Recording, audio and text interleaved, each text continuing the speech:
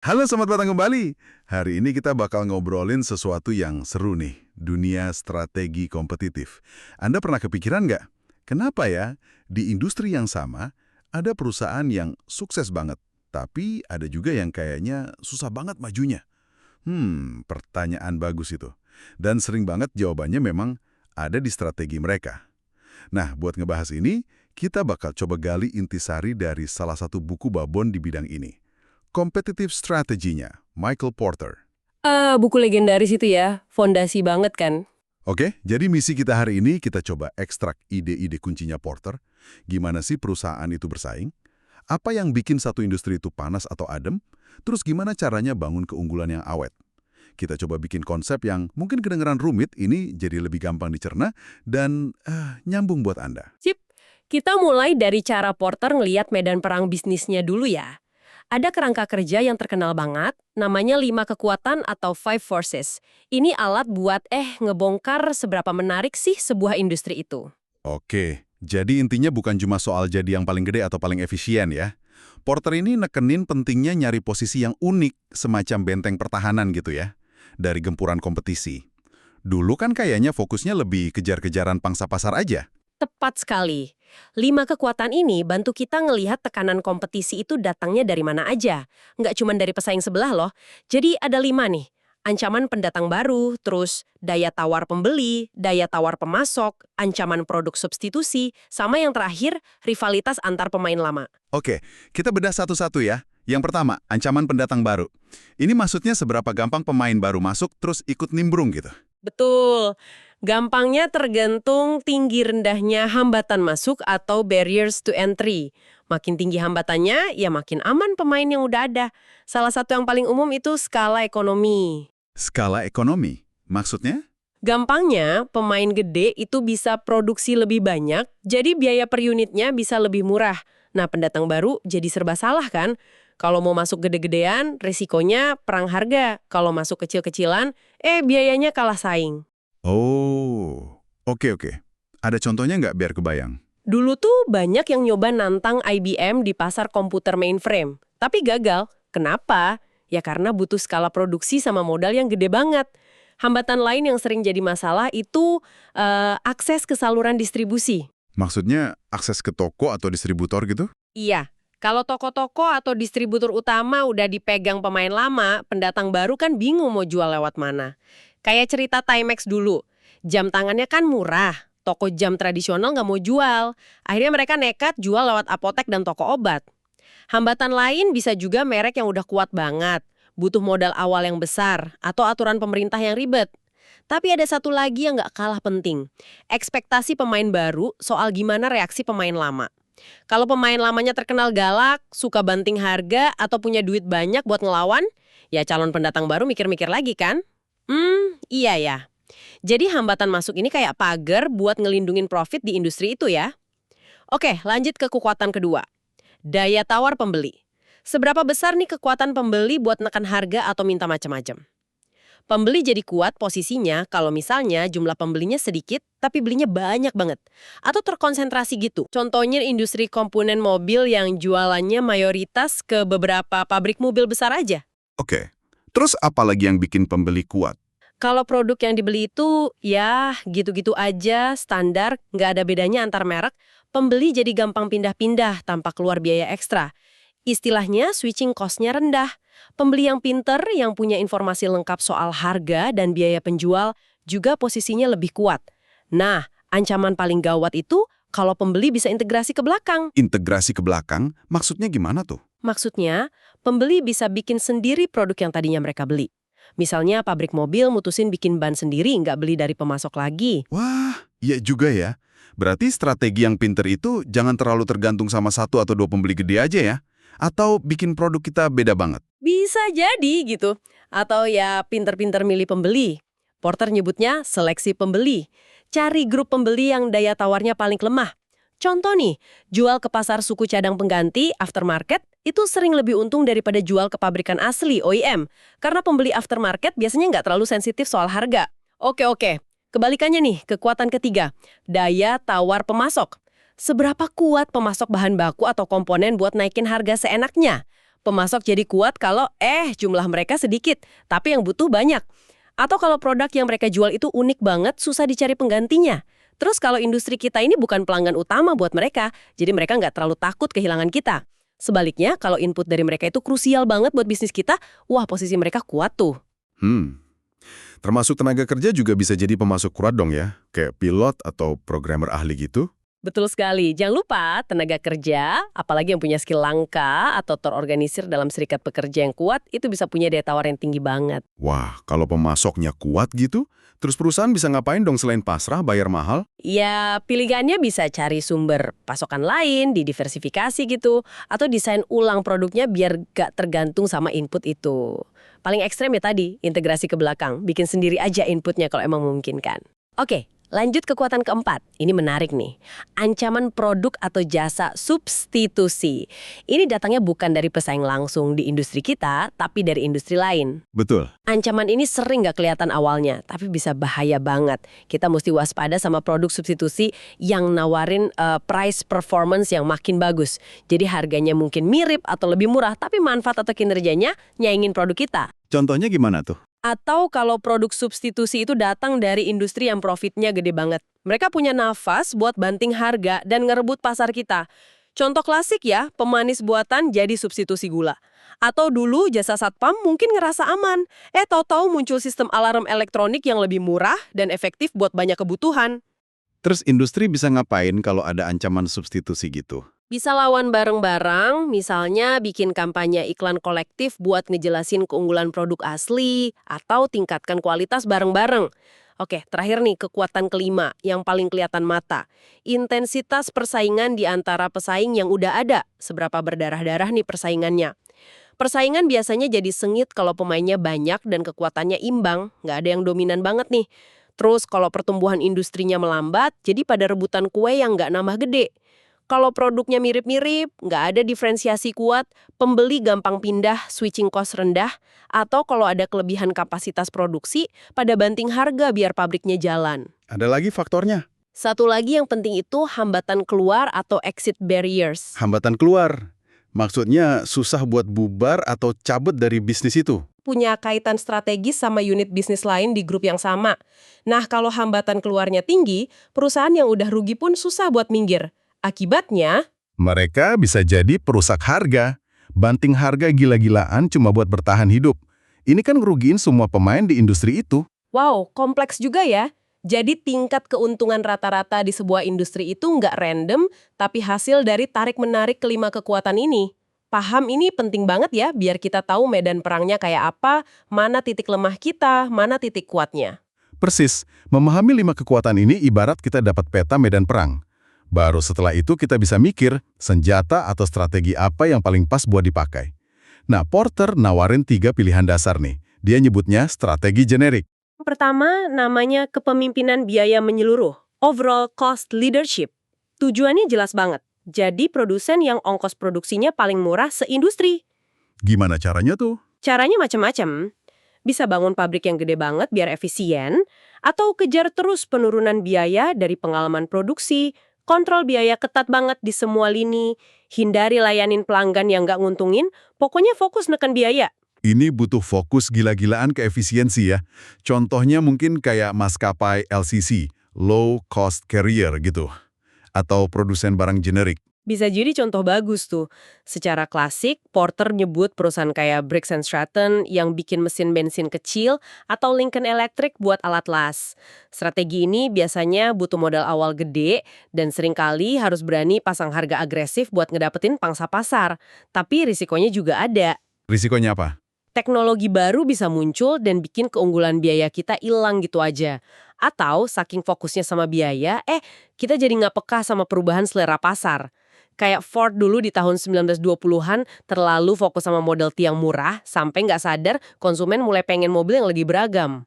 Oke, itu yang pertama. Strategi kedua apa? Yang kedua, differentiation atau bedayantasi. Kalau ini tujuannya justru bikin produk atau jasa kita dianggap unik, beda dan lebih unggul di mata pelanggan seindustri. Keunikannya bisa macam-macam sumbernya. Kayak gimana misalnya? Bisa dari desainnya kayak produk Apple, bisa dari teknologinya misalnya produsen alat berat tertentu, fiturnya kayak kompor dengan fitur unik, layanan pelanggannya yang top banget, citra mereknya kayak mobil mewah Mercedes, atau jaringan dealernya yang luas kayak Caterpillar. Idealnya sih uniknya di beberapa aspek sekaligus. Manfaatnya apa nih kalau berhasil diferensiasi? Pelanggan jadi lebih loyal, nggak gampang pindah. Mereka juga biasanya jadi nggak terlalu sensitif sama harga, rela bayar lebih mahal dikit. Dan ini otomatis jadi hambatan buat pesaing yang mau niru. Tapi ya gitu, diferensiasi biasanya butuh ongkos lebih. Buat riset, bahan baku yang lebih bagus, iklan, layanan ekstra. Jadi sering ada trade-off sama biaya rendah. Risikonya apa kalau pakai strategi diferensiasi? Risiko utamanya, perbedaan biaya sama pesaing yang murah jadi kegedean. Pelanggan mikir, oke unik sih, tapi kok harganya jauh banget ya? Akhirnya mereka nggak mau bayar premis mahal itu. Atau keunikan kita ternyata gampang ditiru pesaing. Oke, strategi ketiga. Yang ketiga namanya fokus. Nah, kalau ini beda lagi. Dua strategi tadi kan nyasarnya ke seluruh pasar. Kalau fokus, dia milih satu segmen pasar yang sempit aja buat digarap. Bisa kelompok pelanggan tertentu, lini produk spesifik, atau daerah geografis terbatas. Terus tujuannya apa di segmen sempit itu? Idenya adalah melayani segmen kecil itu jauh lebih baik dibanding pesaing lain yang mainnya lebih luas. Lebih baiknya bisa lewat diferensiasi khusus buat segmen itu, atau malah bisa kasih biaya yang lebih rendah khusus buat segmen itu. Intinya, jadi juara di ceruk pasar itu. Jadi, nggak harus jadi yang terbaik atau termurah seindustri, tapi jadi yang paling pas buat kelompok kecil itu ya? Tepat.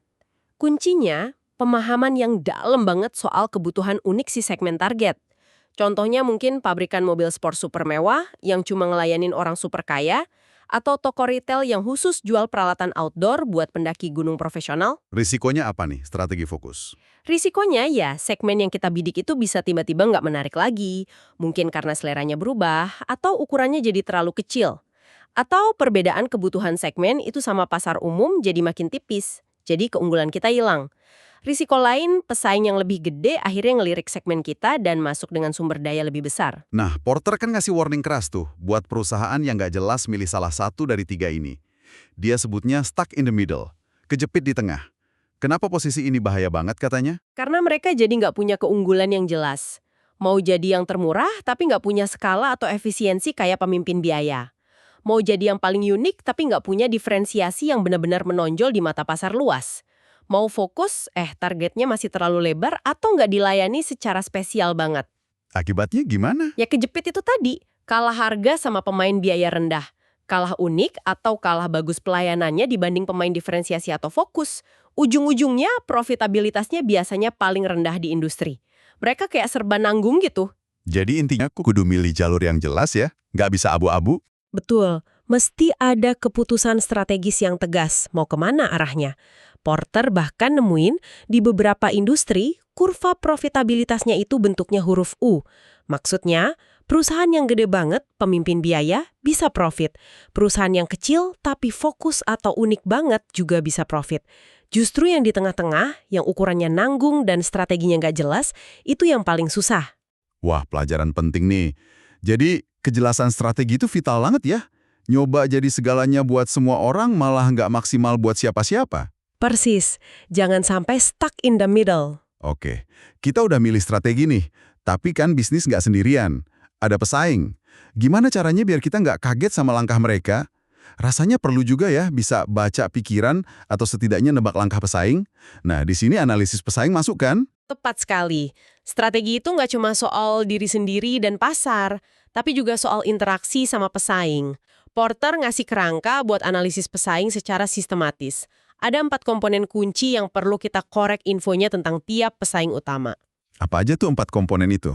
Pertama, tujuan masa depan mereka, future goals mereka. Apa sih yang ngedrive mereka? Mau ngejar profit jangka pendek? Mau jadi nomor 1 di pangsa pasar? Atau mungkin punya misi teknologi tertentu? Beda tujuan, beda juga kemungkinan tindakan mereka nanti. Oke, tujuan. Yang kedua? Kedua, asumsi mereka. Apa yang mereka yakini tentang diri mereka sendiri dan tentang kondisi industri. Misalnya mereka mungkin pede banget sama R&D-nya, atau mereka nganggap pasar udah jenuh. Nah, yang seru itu kalau kita bisa nemuin blind spot atau asumsi mereka yang ternyata keliru. Itu bisa jadi celah buat kita. Menarik. Ketiga dan keempat apa? Ketiga, strategi saat ini. Current strategy. Simpelnya, gimana sih cara mereka bersaing sekarang? Produknya apa, harganya gimana, promosinya lewat mana? Ini jadi baseline buat prediksi. Dan keempat, yang paling penting mungkin, capabilities. Mereka apa kekuatan dan kelemahan mereka secara nyata? Duitnya banyak nggak? Teknologinya canggih? Tim pemasarannya jago? Manajemennya solid? Ini soal sumber daya real mereka. Itu kerangka buat ngebedah pesaing ya. Tapi di lapangan, gimana cara kita ngintip apa yang ada di kepala mereka atau apa rencana mereka? Kan nggak mungkin nanya langsung. Ada petunjuknya nggak? Ada. Porter nyebutnya sinyal pasar, market signals. Ini tuh sebenarnya tindakan apapun dari pesaing yang sengaja atau nggak sengaja bisa ngasih petunjuk soal niat, motivasi, atau kondisi internal mereka. Contohnya sinyal pasar itu kayak gimana? Misalnya pengumuman sebelumnya, prior announcements. Kalau tiba-tiba pesaing ngumumin mau bangun pabrik baru yang gede banget, jauh sebelum beneran dibangun, itu bisa jadi sinyal kekuatan. Awas ya, gue mau ekspansi. Tapi bisa juga cuma gertakan, bluffing, biar yang lain takut masuk. Selain pengumuman, Ya, tindakan kompetitif itu sendiri, kapan dan gimana mereka naikin atau nurunin harga, ngeluarin produk baru, nambahin budget iklan, itu sinyal paling konkret. Terus ada juga diskusi publik tentang industri. Kalau CEO pesaing ngomong di media soal prospek industri yang suram, itu bisa jadi sinyal justifikasi kalau nanti mereka mau efisiensi atau malah mau akuisisi pemain lain yang lagi susah. ada lagi sinyal yang menarik. Ada yang namanya cross-parry. Ini lumayan canggih. Misalnya, kita nyerang pesaing A di pasar Jakarta, si A nggak balas di Jakarta, tapi malah banting harga produk lain mereka di pasar Surabaya, di mana kita juga main di situ. Itu kayak ngasih cubitan atau peringatan di tempat lain.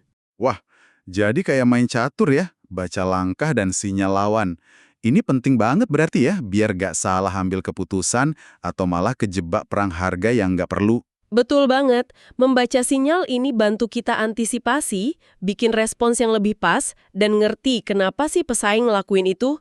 Tapi ya itu, interpretasi sinyal butuh hati-hati. Kita mesti paham banget konteksnya dan karakter si pesaing, balik lagi ke 4 komponen analisis tadi. Nggak bisa asal tebak. Oke. Nah, industri itu kan gak diem aja ya, pasti berubah terus. Ada tren baru, teknologi baru, selera konsumen geser. Gimana evolusi industri ini ngaruh ke strategi yang pas? Penting banget nih, industri itu dinamis. Porter ngingetin ada beberapa proses yang biasanya mendorong perubahan struktur industri, walau kecepatannya beda-beda tiap industri.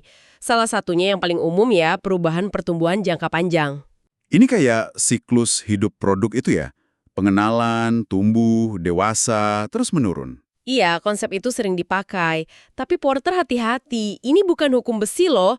Ada yang bisa bangkit lagi setelah sempat turun, ada yang tahapannya loncat. Tapi intinya, pas pertumbuhan mulai melambat di tahap dewasa, nah biasanya persaingan buat rebutan pangsa pasar jadi makin keras. Selain pertumbuhan, apalagi yang bikin industri berubah? Pembeli yang dilayani. Mungkin awalnya industri cuma ngelayanin segmen premium, terus meluas ke pasar massal. Atau sebaliknya. Ini bisa mengubah skala ekonomi, cara distribusi, macam-macam. Terus ada pembelajaran pembeli. Makin lama, pembeli makin pinter, makin ngerti produknya. Akibatnya, produk cenderung dianggap komoditas, diferensiasi jadi lebih susah. Inovasi juga pasti ngaruh banget kan? Oh jelas, inovasi baik di produknya, cara pemasarannya, atau proses produksinya, itu bisa ngubah peta permainan secara drastis.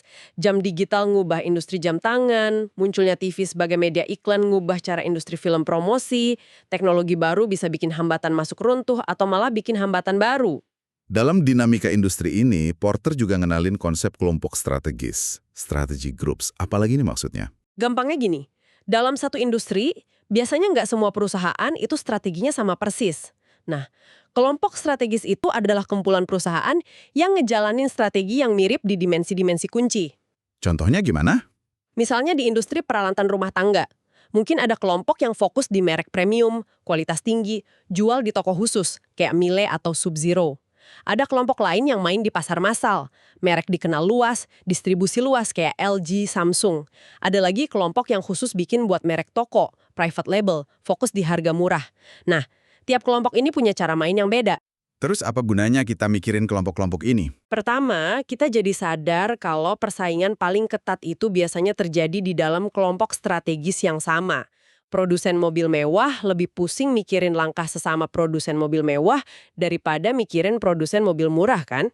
Kedua, ada yang namanya hambatan mobilitas, mobility barriers. Hambatan mobilitas? Beda sama hambatan masuk tadi. Beda. Kalau hambatan masuk itu pagar buat orang luar masuk ke industri. Kalau hambatan mobilitas itu tembok yang nyusahin perusahaan buat pindah dari satu kelompok strategis ke kelompok lain di dalam industri yang sama. Misalnya, produsen mobil murah mau pindah ke kelompok mobil mewah, itu susahnya minta ampun. Butuh investasi gede banget buat bangun merek, teknologi, kualitas, jaringan dealer yang beda. Oke. Terus implikasinya apa soal profit? Nah, ini yang menarik nih. Profitabilitas itu bisa beda banget antar kelompok strategis meskipun industrinya sama. Bisa jadi kelompok strategis yang anggotanya sedikit, fokus di ceruk pasar yang terlindungi tembok hambatan mobilitas yang tinggi, itu profitnya jauh lebih bagus daripada kelompok strategis yang main di pasar massal, yang persaingannya brutal. Meskipun pangsa pasar total si kelompok massal ini lebih gede. Jadi ini ngejelasin kenapa kadang perusahaan yang pangsa pasarnya nggak gede-gede amat, tapi fokus di segmen yang pas, bisa lebih untung ya? Tepat sekali. Jadi pelajaran buat Anda. Jangan cuma lihat pangsa pasar keseluruhan. Pahami peta kelompok strategis di industri Anda. Di kelompok mana Anda sekarang? Kelompok mana yang paling menarik? Ada celah nggak buat bikin kelompok baru yang unik, kayak yang dilakukan Timex atau Legs dulu? Memahami ini bantu kita milih posisi yang paling menguntungkan jangka panjang. Wah, dalam banget ya pembahasannya. Oke, jadi kalau dirangkum nih, dari obrolan kita soal pemikiran Porter ini, intinya, pertama, pahami dulu medan perang industri kita, lewat 5 kekuatan. Kedua, pilih senjata yang jelas. Mau jadi pemimpin biaya, beda dari yang lain, atau fokus di ceruk kecil, jangan nanggung.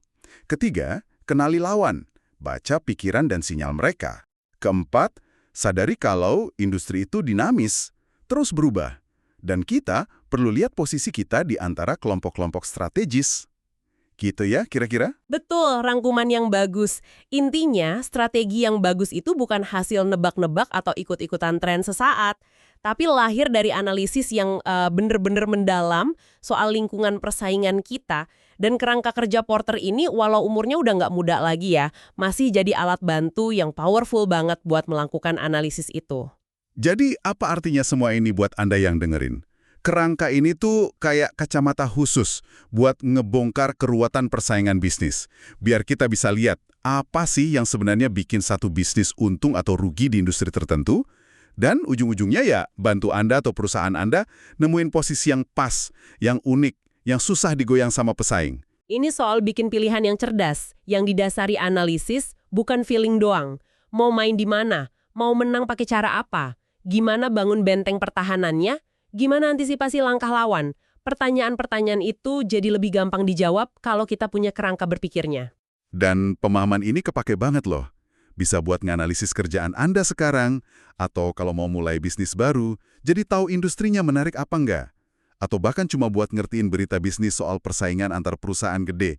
Jadi lebih ngeh gitu, nggak cuma baca judulnya aja. Ini kayak jalan pintas lah buat mikir lebih strategis. Nah, sebagai penutup nih, mungkin ada satu pertanyaan buat Anda bawa pulang dan renungkan. Boleh, silakan. Apa tuh? Kita kan sekarang hidup di era digital ya. Ada platform raksasa kayak Google, Facebook, Amazon. Ada AI yang makin pinter. Ada model bisnis ekosistem yang saling terkait. Pertanyaannya, menurut Anda, 5 kekuatan Porter yang kita bahas tadi masih relevan gak sih di era sekarang? Menarik. Apakah sumber keunggulan kompetitif yang dia jelasin, kayak skala pabrik, kekuatan merek, jaringan distribusi fisik, itu masih jadi kunci utama? Atau jangan-jangan kekuatan baru kayak efek jaringan, makin banyak pengguna makin berharga, penguasaan data, keunggulan algoritma, itu sekarang jauh lebih dominan. Apakah kita butuh penyesuaian di kerangka Porter, atau malah butuh kerangka baru sama sekali buat ngertiin persaingan di abad 21 ini? Wah, pertanyaan bagus banget tuh buat dipikirin. Apakah 5 kekuatan ini masih sakti atau perlu diupdate buat zaman now? Sesuatu yang seru buat Anda eksplorasi sendiri. Oke deh, terima kasih banyak udah nyimak pembahasan mendalam kita kali ini. Sampai ketemu lagi di sesi berikutnya ya.